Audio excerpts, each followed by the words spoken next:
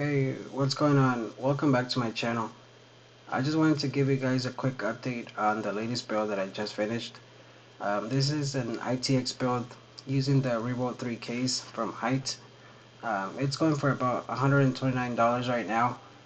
I paired this case up with a RTX 3070 for the Win 3 card. I signed up for the queue about 9.5 months ago, and I literally just got the email last month. So without further ado, here's a quick video of the finished product that I put together for you guys.